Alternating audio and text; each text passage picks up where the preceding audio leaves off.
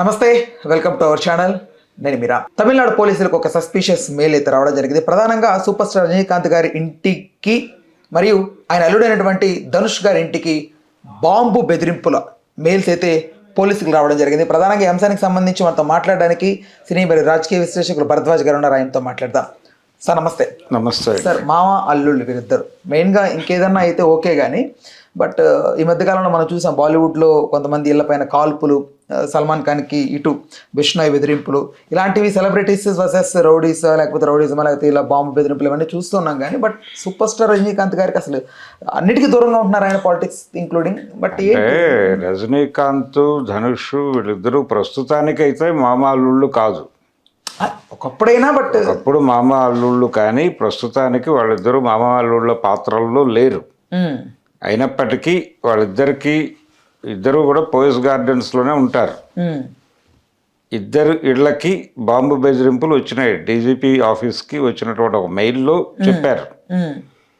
అయితే దీని మీద ఒక పరిశోధన జరుగుతోంది, ఎవరు మెయిల్ చేశారు అనేది. ఈ మధ్యకాలంలో ఇది ఒకటే కాదు, చాలా బెదిరింపులు వచ్చినాయి.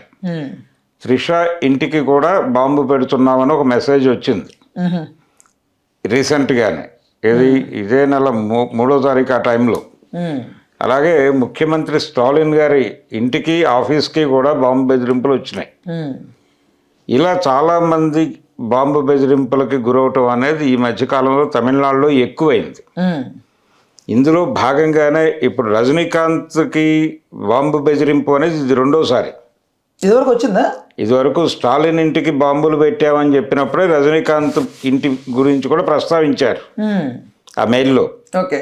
సో ఈ వరుస జాబితా లెక్కేసుకుంటే ఇది రెండోసారి. ఈ రెండోసారి ఏమైనా జరగబోతోందా, సీరియస్గా కాన్సన్ట్రేట్ చేయబోతున్నారా అనేది ఒక ప్రచారం. అయితే రజనీకాంత్ ఈ మధ్య కాలంలో ఆయన తరచూ ఆధ్యాత్మిక యాత్రలో ఉంటున్నాడు.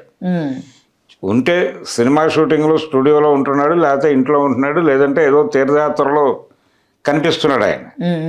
ఈ మధ్య ఆయన ఫోటో ఒకటి విపరీతంగా వైరల్ అయింది. ఆయన ఒక హోటల్లో బయట నిలబడి ఏదో తింటున్నాడు, ఇడ్లీలు తింటున్నటువంటి ఫోటో సర్క్యులేట్ అయింది. ఆయన ఎక్కడో ఏదో పుణ్యక్షేత్రానికి వెడుతూ మార్గ మధ్యంలో చాలా సాధారణ ప్రయాణికుల్లాగా నిలబడి టిఫిన్ చేయటం అనేది జనాలు విపరీతంగా కనెక్ట్ అయ్యారు ఆ ఫోటోతో. రజనీకాంత్కి సంబంధించి ఆయన ఇంకోవైపు సినిమాలు వదిలివేస్తున్నాడు, టోటల్గా ఆధ్యాత్మిక జీవితాన్ని ఎంపిక చేసుకుని వెళ్ళిపోతున్నాడు అనే ప్రచారం కూడా నడుస్తోంది. సినిమాలకి గుడ్ బై చెప్పనున్న రజనీకాంత్ అని ఆల్రెడీ వెబ్సైట్లు రాసేస్తున్నాయి. వాళ్ళకు కూడా పునాది ఇదే.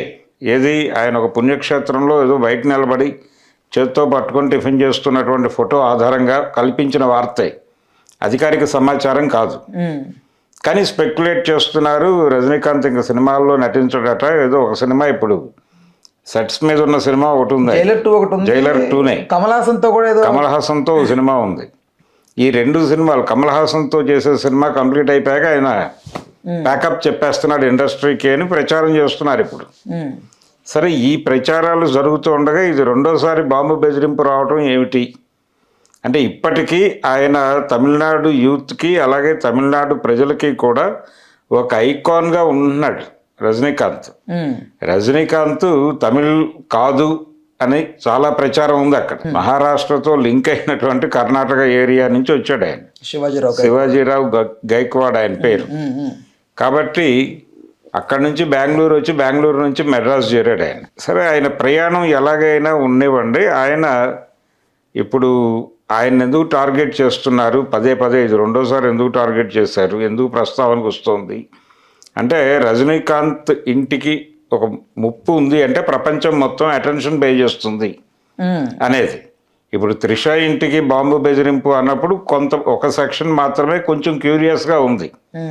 రజనీకాంత్ ఇంటికి అన్నప్పుడు మొత్తం జనాలందరూ కొంచెం క్యూరియస్గా ఉంటారు, ఏం జరగబోతోంది, ఎందుకు చేస్తున్నారు టార్గెట్ అని. ఆయన నిజానికి ఎవరికి వ్యతిరేకంగా మాట్లాడిన సందర్భం ఏదీ కనిపించదు. సాధ్యమైనంత వరకు ఎస్టాబ్లిష్మెంట్ కూడా ప్రోగా వెళ్లే ప్రయత్నమే చేస్తాడు ఆయన. నరేంద్ర మోడీ గారిని కూడా పర్సనల్గా ఆయన కలవలేదు, ఆయనే రజనీకాంత్ ఇంటికి వెళ్ళి కలిశాడు. మెడ్రాస్ వెళ్ళి, మెడ్రాస్లో రజనీకాంత్ ఇంటికి వెళ్ళి పర్సనల్గా కలిసి వచ్చాడు ఆయన. ఇంకే హీరో ఇంటికి ఆయన వెళ్ళలేదు. ఆయన హీరోలతో మాట్లాడాలనుకుంటే పిలిపించుకుని మాట్లాడటమే తప్ప ఇలా వెళ్ళటం అనేది జరిగింది రజనీకాంత్కి మాత్రమే. కాబట్టి ఆయనకి ఆ ప్రాధాన్యత లభిస్తోంది, కేంద్ర ప్రభుత్వం నుంచి ఆ ఆదరణ లభిస్తున్నటువంటి పరిస్థితి. ఆయన కూడా కొంత ప్రో హిందువుగా కనిపిస్తూ కొన్ని అంటే బొట్లు పెట్టుకోవడం ఈ వ్యవహారం అంతా చేస్తున్నాడు ఆయన. ఇన్ ది సేమ్ టైం ఈ వ్యవహారాలు నడిపినప్పటికీ రజనీకాంత్ ఆయన ఇంటిగ్రిటీ ఏమిటి, ఆయన ప్రస్తుతం భారతీయ జనతా పార్టీతో కూడా అనుకూలంగానే ఉన్నాడు. ఆయన ఎక్కడ వ్యతిరేకంగా ఉన్న దాఖలాలు లేవు. నరేంద్ర మోడీ గారు ఆయన ఇంటికి వెళ్ళటం మాత్రమే కాదు, ఆయన రకరకాలుగా స్టాలిన్ మీద కూడా ఆయన ఈ మధ్యకాలంలో కొన్ని కామెంట్స్ చేసున్నాడు. ఇలా కొంత అటు ఇటుగా ఉంటూ వస్తున్నాడు ఆయన. అంటే జాతీయ స్థాయిలో మారిన రాజకీయాలు వీటిని కూడా గమనంలోకి తీసుకుంటున్నాడు. అసలు ఆయన పొలిటికల్ పార్టీ పెడదామని అనుకున్నాడు కదా, ఆ మధ్య సడన్గా వాయిదా పడింది. అభిమానులకి ఆయన పార్టీ పెట్టడం అనేది ఒక రకమైన ఇబ్బందికరమైన అంశంగానే భావించారు. వెళ్ళిపోవాలి అంటే ఉన్నంత వరకు ఆధ్యాత్మిక జీవితంలోకి ఎందుకు వెళ్ళాలి, ఇక్కడే సినిమాలు చేసుకుంటూ హాయిగా ఉండొచ్చు కదా. ఒక నటుడు అనేవాడు చివరి వరకు క్యారెక్టర్లు చేస్తూనే ఉండాలని నాగేశ్వరరావు గారి అభిప్రాయం. నాగేశ్వరరావు గారి అభిప్రాయమే కాదు, అలా సెట్స్ మీద చనిపోవటము లేకపోతే రంగస్థలం మీద చనిపోవడం చాలా అదృష్టం, ఏ జన్మలోనూ చేసుకున్న సుకృతం అనుకుంటారు వాళ్ళు నటులు.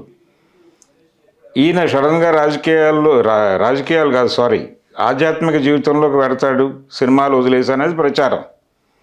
కానీ ఆయనకు ఉన్నటువంటి కండిషన్లో ఆయన సినిమాలు చేస్తూ వెళ్ళటమే బెటర్ తప్ప ఏ రకమైన డైవర్షన్ స్కీమ్లోకి ఆయన వెళ్తాడని నేనైతే అనుకోవడం లేదు. సరే, ఇప్పుడు ఎవరైనా ఒకవేళ నిజంగా బాంబు బెదిరింపులో బాంబు దాడిలో చేయాలనుకుంటే అది అఫీషియల్గా ఇలాంటి ఒక మెయిల్ పెట్టి ముందుగా హెచ్చరికలు జారీ చేసి చేయడం, ఎవరైనా చేసేవాడు సీక్రెట్గా కదా చేస్తాడు ఏదైనా. అది గతంలో అల్లూరు సీతారామరాజు గారు నేను బలానా స్టేషన్ మీద దాడి చేయబోతున్నాను అని చెప్పి కొట్టాడు కదా, అది పెద్ద చరిత్రగా చెప్పుకుంటున్నారు కదా. కాబట్టి ఇది కూడా చెప్పుకుంటారని వాళ్ళ ఉద్దేశం కావచ్చు. అంటే ఎవరై ఉండే అవకాశం ఉంది సార్ ఇలాంటి సెగ్మెంట్? అందుకే చెప్తున్నాను, ఆయన అన్ని పార్టీలతోనూ సయోధ్యగానే ఉన్నాడు. భారతీయ జనతా పార్టీతో చాలా సయోధ్యగా వ్యవహరిస్తున్నాడు. అవును, డిఎంకేతో ఒక చిన్న రిఫ్ట్ లాంటిది ఉంది, కానీ ఈయన అతిగా బీజేపీని మోస్తున్నాడు అనే విషయంలో స్టాలిన్కి కొన్ని విమర్శలు ఉన్నాయి. అది తప్ప మిగిలిన బీజేపీతో బాగానే ఉన్నాడు ఆయన. బట్ ధనుష్ ఏం చేశాడు? ధనుష్ కూడా ఎందుకు అది త్రిషాకి ఎందుకు అంటే వీళ్ళు సెలబ్రిటీస్ కాబట్టి కొంచెం అటెన్షన్ గ్రాబ్ అవుతుంది ప్రపంచానికి. ఇప్పుడు నేను బలానా చంద్రబాబు గారి ఇంటికి అన్నాను అనుకోండి, అది ప్రపంచం అంతా అటెన్షన్ గ్రాబ్ అవుతుంది. లేకపోతే చంద్రబాబు గారి ఆఫీస్లోనే జూనియర్ ఎన్టీఆర్కి అన్నాను అనుకోండి, అదొక స్పెక్యులేటివ్ న్యూస్. దాని మీద కొంత డ్రైవ్ జరుగుతుంది, ప్రపంచం అంతా ఏమిటో తెలుసుకోవడానికి ఒక ప్రయత్నం చేస్తుంది. అలాంటి ప్రయత్నాలు జరగాలి, సెర్చ్లో విపరీతంగా రొటేట్ కావాలి ఇది అనేది ఒక టెక్నికల్ అంశం. ఆ టెక్నికల్ అంశాన్ని పట్టుకుని ఈ కార్యక్రమం అంతా డిజైన్ చేసేసి నడిపించేస్తున్నారు. ఇది వాస్తవం.